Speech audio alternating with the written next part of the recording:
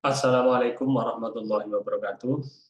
Alhamdulillah, pada hari ini kita akan lanjutkan kuliah kita tentang penalaran hukum. Pada kesempatan hari ini saya akan menjabarkan contoh-contoh penerapan teori penalaran dan teori kebenaran di dalam penalaran hukum. Ini menjadi satu topik yang sangat penting untuk kita bicarakan karena kita sebagai orang yang belajar ilmu hukum dan kita juga memungkinkan sebagai pembentuk hukum sekaligus nanti suatu saat mungkin kita sebagai penegak hukum juga, maka penalaran hukum menjadi sangat esensial untuk membuat satu pernyataan. Baik itu pernyataan yang akhirnya dituangkan di dalam satu bentuk isi peraturan perundang-undangan maupun yang kita gunakan dalam rangka penegakan hukum baik di pengadilan maupun di luar pengadilan. Sebagaimana sudah saya sampaikan bahwa penalaran hukum ini merupakan satu kegiatan untuk menalar menggunakan prinsip-prinsip logika. Hanya saja kalau di dalam penalaran hukum, maka prinsip-prinsip logika itu kita terapkan dalam rangka pembuatan maupun pengembangan serta penegakan hukum. Baiklah, saya akan menjabarkan beberapa hal, terutama berkaitan dengan praktik latihan dalam penggunaan penalaran hukum ini. Nah, ketika kita bicara mengenai penalaran, maka kita juga akan sekaligus berbicara tentang kebenaran. Kebenaran dalam konteks ini adalah satu hal yang memang benar-benar ada, benar-benar terjadi, benar-benar logis, atau mungkin juga memang benar-benar dapat dijadikan sebagai satu ketentuan hukum. Jadi kalau kita lihat dari pengertian leksikalnya, maka kebenaran itu adalah satu keadaan yang cocok dengan keadaan yang sesungguhnya, atau sesuatu yang sungguh-sungguh, atau mungkin satu kelurusan hati atau kejujuran, atau mungkin juga berkaitan dengan makna-makna yang lain. Tetapi yang penting bagi kita memahami satu kebenaran itu adalah sesuatu yang menunjukkan suatu kualitas atau keadaan atau sifat yang benar atas sesuatu itu. Makanya kalau di dalam pengertian yang agak panjang dapat dijelaskan bahwa yang dimaksud dengan kebenaran adalah satu kenyataan adanya yang menampakkan diri sampai masuk akal. Karena itu maka sebagaimana lazimnya setiap sifat yang benar maka baru akan dipahami secara baik jika dihubungkan dengan sesuatu yang disifatinya. Saya mengambil satu contoh yang berkaitan dengan hukum pidana. Misalnya, pengertian ternak dalam KUHP antara lain adalah binatang memamah biak. Maka akan dapat dikatakan bahwa sapi itu apakah termasuk ternak atau bukan, maka diperlukan satu pengamatan.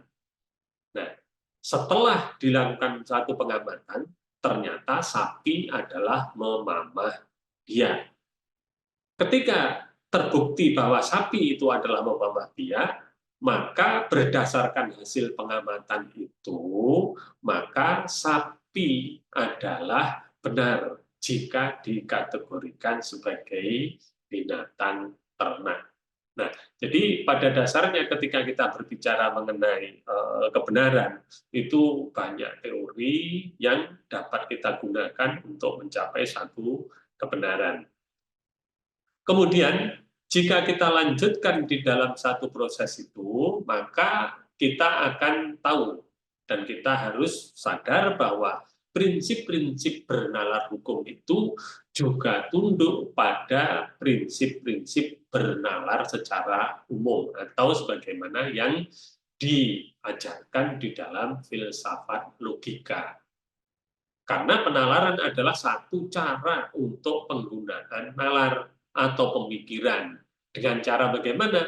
Dengan cara yang logis. Sehingga di dalam satu proses yang logis itulah nanti akan diperoleh satu kebenaran. Dan agar logis harus didasarkan kepada satu prinsip-prinsip yang umum.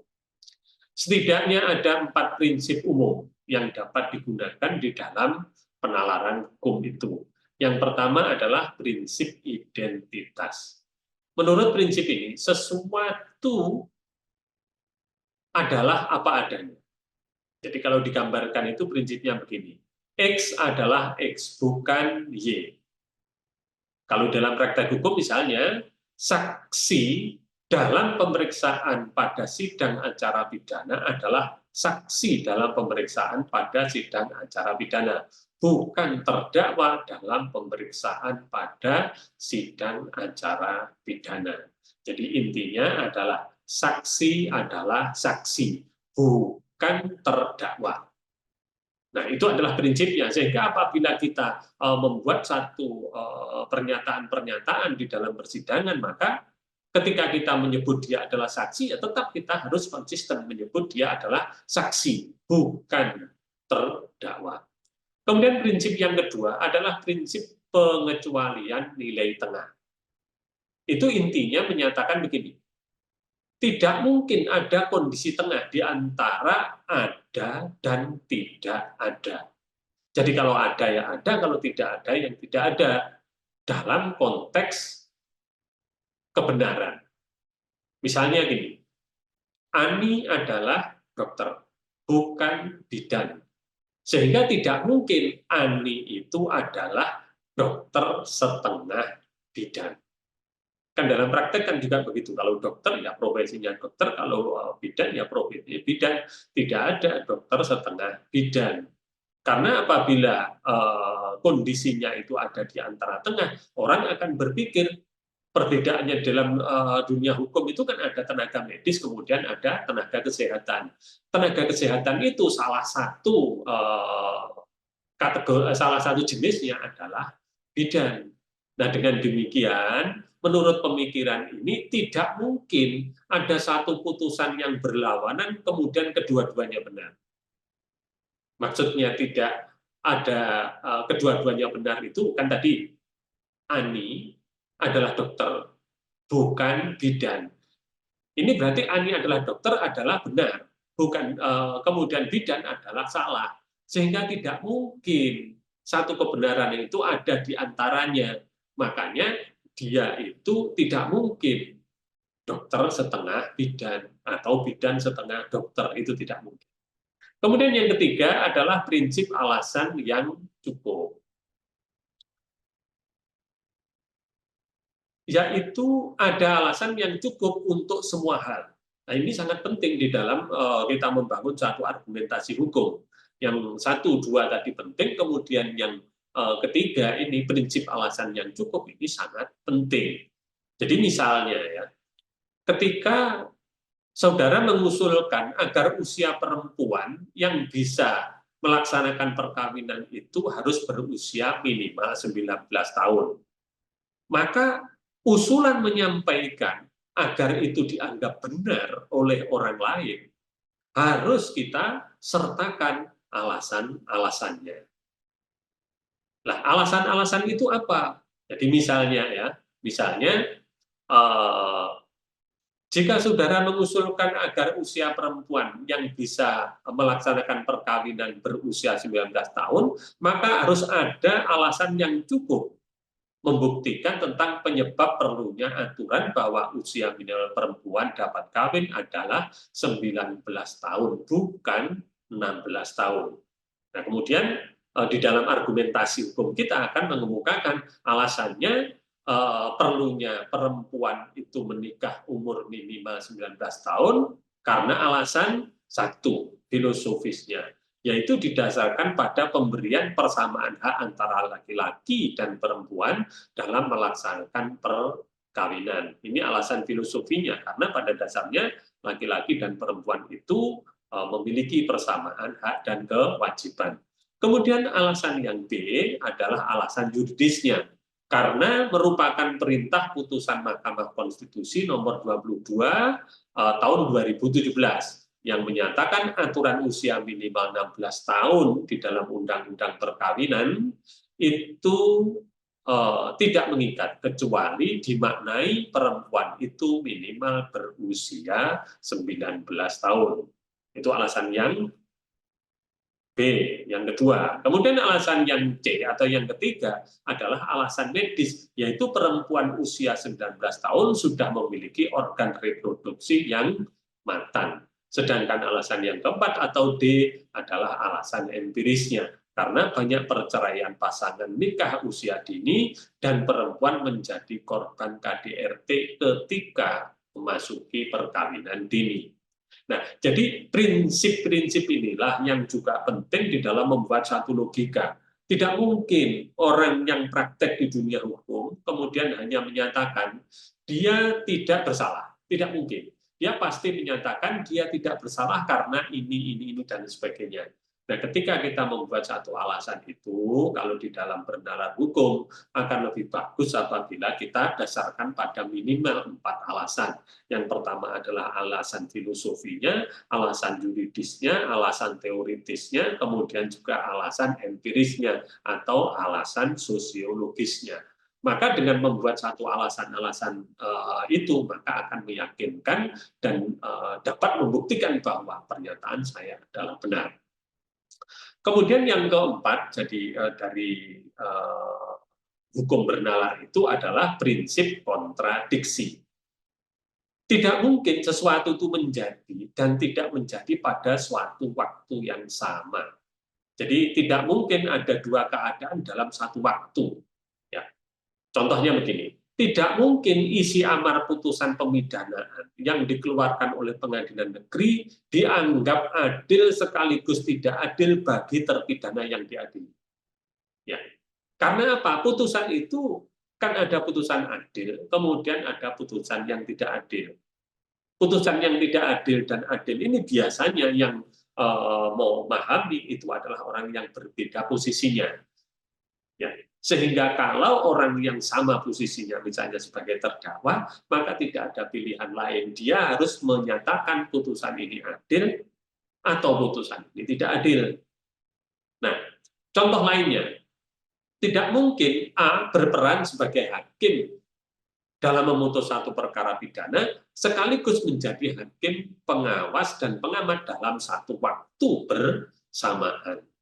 Itu tidak mungkin, karena apa? Memutus perkara lebih dulu, kemudian nanti setelah terdakwa masuk di dalam lembaga pemasyarakatan, kemudian dalam jangka waktu tertentu, maka ada hakim, pengawas, dan pengamat. Hakim, pengawas, dan pengamat itu pasti waktunya tidak bersamaan dengan putusan perkara, karena tidak mungkin suatu putusan perkara pemidanaan itu kemudian langsung secara bersama-sama melakukan pengamatan dan pengawasan.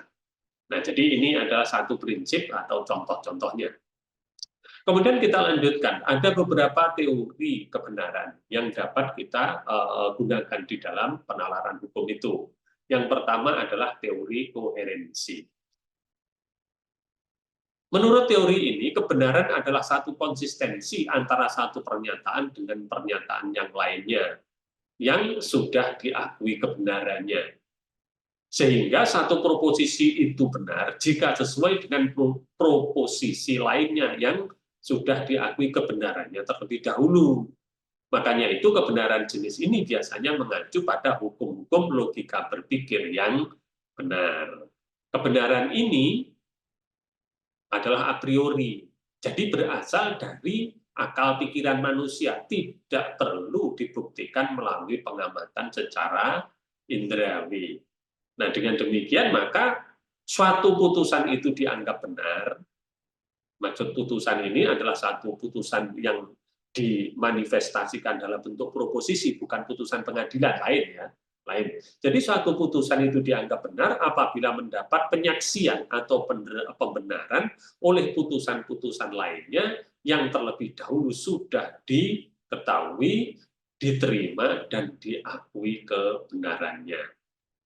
Nah, jadi dengan demikian maka untuk membuktikan apakah satu proposisi, suatu pernyataan itu dianggap benar atau tidak benar bukan persoalan apakah cocok dengan fakta empiriknya, tetapi dikatakan benar apabila terjadi satu konsistensi, terjadi satu koherensi antara pernyataan satu dengan pernyataan kedua, yang pernyataan satu itu sudah diakui kebenarannya. Jadi contoh kebenaran koherensi di dalam penalaran hukum itu misalnya begini. Setiap rancangan undang-undang dibahas oleh Dewan Perwakilan Rakyat. Kemudian Presiden mengesahkan rancangan undang-undang yang telah disetujui bersama untuk menjadi undang-undang. Nah, kebenaran ini adalah suatu kebenaran yang memang sudah dianggap benar. Kenapa kok dianggap benar? Karena kebenaran ini sudah diyakini karena dituangkan di dalam pasal 20 Undang-Undang Dasar Negara Republik Indonesia tahun 1945. Oke, ini adalah satu kebenaran. Kemudian kita gunakan untuk menguji pernyataan berikutnya. Misalnya kita menyatakan Undang-Undang Nomor 1 Tahun 2023 tentang Kitab Undang-Undang Hukum Pidana disahkan oleh Presiden berdasarkan persetujuan bersama oleh DPR dan Presiden atas rancangan undang-undang tentang KUHP. Ini adalah satu pernyataan yang akan diuji kebenarannya. Lah, alat mengujinya apa? Alat mengujinya itu adalah ketentuan pasal 20 Undang-Undang Dasar 45. Dari sini, maka kita akan melakukan satu pengujian.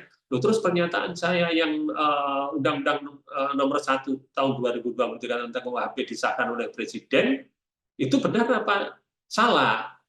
Maka kemudian kesimpulannya, setelah diuji kebenarannya berdasarkan teori koherensi, maka pernyataan bahwa Undang-Undang Nomor 1 Tahun 2023 tentang KUHP adalah undang-undang yang benar. Jadi sekali lagi dalam teori kebenaran koherensi ini, yang diuji adalah satu konsistensi atau koherensi satu pernyataan yang dahulu dengan yang berikutnya. Yang terdahulu adalah satu pernyataan yang sudah diakui kebenarannya untuk melakukan pengujian terhadap pernyataan yang kita buat menyusul.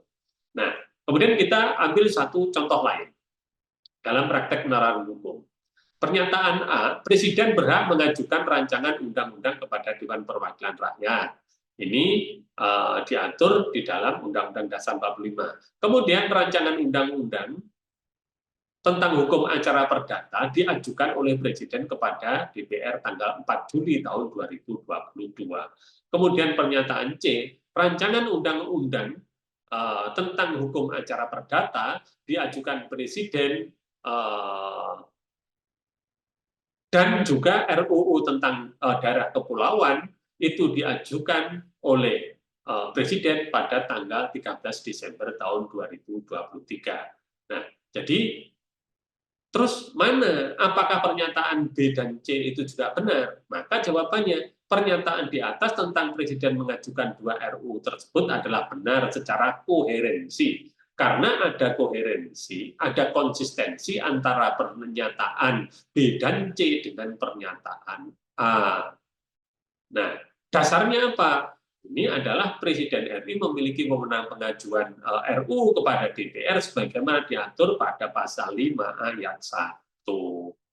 Dengan yang B, bahwa rancangan undang-undang tentang hukum acara perdata diajukan oleh Presiden kepada DPR tanggal 4 Juli 2022 dan rancangan RUU daerah kepulauan yang diajukan oleh Presiden kepada DPR tanggal 13 Desember tahun 2023. Jadi pernyataan B dan C ini benar karena apa? Konsisten dengan pernyataan A yang sudah dianggap benar. Jadi dengan demikian dapat dipahami bahwa ukuran kebenaran koherensi ada pada konsistensi isi pernyataan, bukan apakah secara faktual isi pernyataan tersebut adalah benar. Nah, itulah yang berkaitan dengan teori koherensi. Nah, begitu juga dengan contoh ini bahwa putusan Mahkamah Agung ya itu pernah diujikan ya. Jadi putusan Mahkamah Agung putusan Mahkamah Agung itu pernah menguji peraturan KPU yang intinya bahwa di dalam undang-undang ini yang sudah diakui kebenarannya, di dalam undang-undang itu tidak ada pembatasan atau tidak ada larangan terhadap calon anggota legislatif yang merupakan mantan koruptor. Kemudian di dalam pasal 4 ayat 3 peraturan KPU itu diatur bahwa koruptor tidak boleh mencalonkan. Akhirnya kemudian diujikan isi dari pasal 4 ayat 3 peraturan KPU itu diujikan. Setelah diujikan, maka peraturan yang ada di dalam pasal 4 ayat 3 itu dibatalkan oleh Mahkamah Agung. Alasannya apa? Alasannya isi pasal 4 ayat 3 itu tidak koheren dengan isi Undang-Undang Nomor 7 Tahun 2017 tentang pemilihan umum. Oke. Kemudian kita lanjutkan pada teori korespondensi. Kalau dalam teori koherensi tadi, ukuran kebenarannya adalah satu konsistensi berpikir, karena itu ada di dalam dunia penalaran, sedangkan teori korespondensi ini berdasarkan pada kebenaran yang ada di dunia empiris. Jadi menurut teori ini, bahwa kebenaran atau keadaan benar itu berupa kesesuaian antara arti yang dimaksud oleh satu pernyataan dengan apa yang sungguh-sungguh terjadi di dalam dunia kenyataan. Keadaan yang benar itu terletak pada kesesuaian antara esensi suatu arti yang kita berikan dengan esensi yang terdapat di dalam objeknya. Nah, jadi contohnya begini. Kota Batu terletak di atas permukaan air laut. Ini adalah satu pernyataan, ya. Dan apabila kenyataannya memang Kota Batu terletak di atas permukaan laut, maka pernyataan itu adalah benar. Ya. Tapi apabila tidak, maka pernyataan itu adalah salah. Kemudian untuk membuktikan apakah Kota Batu terletak di atas permukaan laut, maka kita bisa cek. Ya, kita bisa cek. Ternyata kita melihat, kita datang di Kota Batu, kemudian mengadakan satu pengukuran. Ternyata setelah dilakukan pengukuran, memang benar bahwa Kota Batu itu ada pada ketinggian 600 meter di atas permukaan air laut. Sehingga pernyataan Kota Batu terletak di atas permukaan air laut itu adalah benar. Ya. Karena apa? Karena di atas permukaan laut yang tingginya 600 meter. Namun apabila orang membuat satu pernyataan, jika Kota Batu itu di atas laut, maka pernyataan itu tidak benar. Kenapa tidak benar? Karena Kota Batu itu ada di daratan, bukan di atasnya laut. Nah, terus perbedaannya di mana? Perbedaannya ini terletak pada ini tadi, makna dari di atas laut dan di atas permukaan air laut. Jadi bedanya di situ. Nah, kita ambil satu contoh lagi. Kota Amsterdam terletak di bawah permukaan air laut. Kemudian setelah dilakukan satu pengecekan, ternyata betul bahwa Kota Amsterdam itu ada di 12 kaki di bawah permukaan air laut. Jadi di dalam membuat satu pemikiran-pemikiran di dalam hukum itu kita harus cermat betul per satu kata, itu harus cermat. Kalau tidak cermat, maka kita juga tidak dapat membuat satu argumentasi yang tahan uji. Nah, kemudian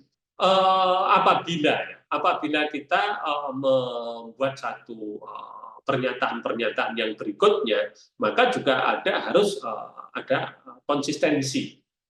Ya, harus ada konsistensi. Kenapa? Kalau di dalam kebenaran, teori kebenaran yang koherensi tadi, itu adalah konsistensi pemikiran, kemudian kalau kebenaran yang korespondensi itu harus ada kesesuaian antara yang ada dengan faktanya. Ya, antara sesuatu dengan faktanya itu harus ada kesesuaian. Sehingga di sini ketika kita melihat bahwa teori-teori kebenaran itu dapat kita gunakan untuk mengkaji atau membuat satu pernyataan hukum. Kemudian yang ketiga adalah teori kebenaran pragmatis. Jadi menurut teori ini kebenaran adalah sesuatu yang dapat berlaku atau dapat memberi kepuasan. Dengan kata lain, satu pernyataan atau posisi dikatakan benar apabila memberi manfaat praktis bagi kehidupan. Karena itu maka dianggap benar dan itu dianggap berguna. Jadi saya mengutip dari pendapatnya Yugi Prasetyo ini bahwa dalam metode kebenaran, hukum pragmatis ini tidak menolak kebenaran hukum korespondensi dan koherensi di atas tadi. Hanya saja bagi kaum pragmatisme hukum, ide a priori. Jadi a priori itu adalah kebenaran koherensi tadi, dan kebenaran a posteriori atau kebenaran korespondensi tadi baru dianggap sebagai kebenaran apabila ia berguna di dalam penerapannya. Jadi titik letaknya itu bukan pada persoalan konsistensi berpikir, bukan persoalan kesesuaian dengan kenyataan, tetapi adalah tentang fungsinya di dalam praktek sehari-hari. Sehingga contohnya itu apabila sesuatu itu memuaskan, kemudian itu sesuatu itu dapat sesuai dengan tujuannya, maka dianggap benar. Contohnya, penggunaan helm bagi pengendara sepeda motor dapat melindungi kepala jika terjadi suatu benturan. Pernyataan ini akan menjadi benar apabila ternyata helmnya itu ketika terjadi benturan dapat melindungi kepala. Tetapi akan menjadi salah apabila ternyata helm itu pecah dan tidak dapat melindungi kepala. Jadi itu kebenaran yang praktis. Nah, kemudian di dalam hukum itu ada juga apa yang disebut dengan kebenaran konsensus. Jadi kebenaran konsensus ini adalah suatu pernyataan dikatakan benar apabila dihasilkan dari suatu konsensus. Konsensus itu kesepakatan bersama. Jadi untuk mencapai konsensus itu ada syarat-syaratnya. Yang pertama ada keterpahaman. Yang kedua ada diskursus atau wacana, yang ketiga ada ketulusan atau kejujuran, yang keempat itu ada otoritas. Jadi kalau ada keterpahaman itu maksudnya materi atau hal yang dibicarakan itu harus dapat dipahami oleh semua orang yang akan membuat konsensus. Kalau diantaranya itu tidak paham, maka tidak mungkin itu akan dikategorikan sebagai sesuatu yang benar. Karena apa? Nggak tahu isinya. Kalau di dalam perjanjian pun kan juga begitu. Ketika kita menandatangani suatu perjanjian, kemudian yang pihak lain tidak mengerti isi perjanjian itu, maka perjanjian itu tidak akan terjadi. Kalau toh mungkin terjadi, itu nanti dapat dibatalkan. Kemudian yang kedua itu adalah ada diskursus, ada wacana. Maksudnya ada satu dialog antar ide yang dilakukan oleh orang-orang yang akan membuat satu kesepakatan bersama. Kemudian ada ketulusan juga, maksudnya bahwa di dalam dialog itu semuanya terbuka dan menginginkan ada kesepakatan. Kemudian yang keempat, yang paling penting dalam dunia hukum juga, itu adalah ada keterlibatan dan orang yang terlibat itu memang memiliki kewenangan. Jadi satu contoh mungkin saya sebutkan di sini. Jadi ini adalah suatu kebenaran konsensus ya. Jadi keputusan bersama Menteri Komunikasi dan Informatika, Jaksa Agung, dan Kapolri tahun 2021 tentang pedoman implementasi atas pasal tertentu dalam Undang-Undang Nomor 11 Tahun 2008 tentang Informasi dan Transaksi Elektronik sebagaimana telah diubah dengan Undang-Undang Nomor 19 Tahun 2016 tentang perubahan atas Undang-Undang Nomor 11 Tahun 2008 tentang Informasi dan Transaksi Elektronik. Jadi ini harus dianggap benar ya. Ini harus dianggap benar. Meskipun sebenarnya kalau kita lihat isinya itu ada sesuatu yang tidak konsisten dengan undang-undang, itu tidak penting karena ukuran dari kebenaran itu adalah kesepakatan di antara para pihak, bukan pada isinya. Ya, jadi bukan pada isinya. Nah, jadi dengan demikian kita bisa lihat bahwa di dalam konsep itu memenuhi persyaratan. Jadi SKB itu memenuhi persyaratan karena apa? Ada keterpahaman. Maksudnya materi atau hal yang dibicarakan oleh Jaksa Agung kemudian juga oleh Kapolri, kemudian Menteri Komunikasi Republik Indonesia itu, dia memang bersepakat untuk memahami bersama-sama dalam rangka untuk menegakkan hukum. Karena selama ini kan masing-masing kan punya undang-undang, Polri punya undang-undang, Jaksa Agung punya undang-undang, kemudian kementerian juga punya undang-undang yang arealnya itu bisa berbeda-beda, karena itu perlu keterpahaman. Kemudian yang kedua itu ada diskursus. Maksudnya ada dialog antara ide yang dilakukan oleh orang yang membuat konsensus itu. Lembaga tersebut sudah mengadakan suatu dialog. Kemudian juga yang ketiga, Kominfo, Polri, dan Kejagung ini ya, jadi Kapolri, Kejagung, dan Menteri Kominfo itu sudah sama-sama mempunyai satu kepentingan dan sudah berdialog. Kemudian ada otoritasnya, ya. Jadi otoritasnya itu siapa? Ya yang menandatangani itu adalah memang pimpinan-pimpinannya, karena mempunyai kewenangan untuk membuat itu berdasarkan peraturan perundang-undangan. Yaitu yang pertama adalah Menteri Komunikasi, kemudian yang kedua adalah Kapolri, dan yang ketiga adalah Jaksa Agung. Nah, padahal kalau kita mau melihat dari isinya, itu kalau menurut saya ada beberapa yang kurang tepat. Jadi kalau dilihat dari kebenaran koherensi, isinya itu justru ada beberapa ketentuan tersebut yang mempersempit tindak pidana. Misalnya ya, di situ diatur mengenai penghinaan. Terus padahal di dalam UU ITE itu pengertian atau konsep penghinaan itu masuk di dalam KUHP. Padahal di KUHP itu ada juga penghinaan terhadap orang yang sudah meninggal dunia. Tapi justru di SKB itu dipersempit. Yang namanya penghinaan itu hanya masuk dalam kategori 310 dan 311 KUHP. Nah, ini sebenarnya adalah mempersempit, tapi kita tidak menyoal konsistensinya, kebenaran koherensinya itu tidak kita soal. Yang kita soal atau kita jadikan sebagai alat pembenar bukan pada isinya, tetapi adalah pada kesepakatannya. Nah, jadi ada juga yang terakhir yang saya sampaikan, perlu saya sampaikan, menurut saya itu ada suatu kebenaran yang didasarkan pada otoritasnya. Jadi kalau di dalam filsafat logika itu ada teori kebenaran performatif. Ini dikemukakan oleh Austin, Ramsey, kemudian oleh Strawson, dan lain sebagainya. Jadi intinya bahwa sesuatu itu dianggap benar manakala satu pernyataan itu dibuat oleh mereka yang berwenang membuat. Nah, jadi contohnya ini, ketika kita melihat isi pasal 1 angka 26 dalam KUHP itu ya, saksi adalah orang yang dapat memberikan keterangan guna kepentingan penyidikan, penuntutan, dan peradilan tentang satu perkara pidana yang ia dengar sendiri, ia lihat sendiri, dan ia alami sendiri. Nah, ini pasal 1 angka 26. Di angka 27, keterangan saksi adalah salah satu alat bukti dalam perkara pidana yang berupa keterangan dari saksi mengenai suatu peristiwa pidana yang ia dengar sendiri, ia lihat sendiri, dan ia alami sendiri dengan menyebut alasan dari pengetahuannya itu. Tapi ternyata pengertian saksi dan keterangan saksi sebagaimana diatur dalam KUHP itu kan dianggap benar sampai dengan tahun 2011. Tetapi setelah tahun 2011 maka pengertian ini menjadi tidak benar, karena ada pengertian yang lebih benar lagi.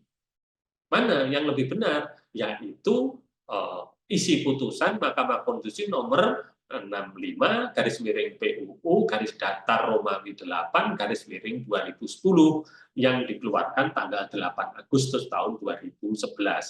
Yang intinya bahwa orang yang dapat memberikan keterangan dalam rangka penyidikan, penuntutan, dan peradilan satu tindak pidana tidak selalu ia dengar sendiri, ia lihat sendiri, atau ia alami sendiri.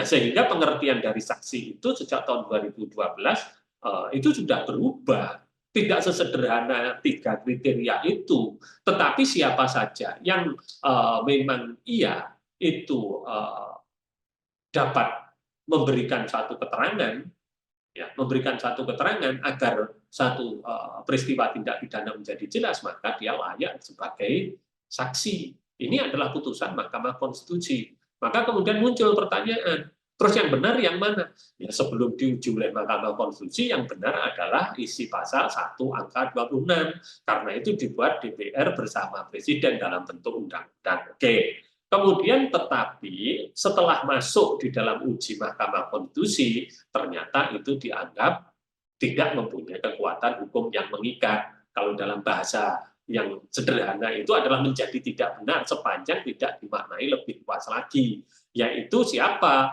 Yaitu orang yang memang memiliki kapasitas untuk memberikan satu keterangan, maka dia juga dianggap sebagai saksi. Nah, begitu juga dengan ketentuan-ketentuan yang ada di KUHP lain, misalnya berkaitan dengan putusan Mahkamah Konstitusi nomor 65 tahun 2011. Intinya bahwa kalau sebelumnya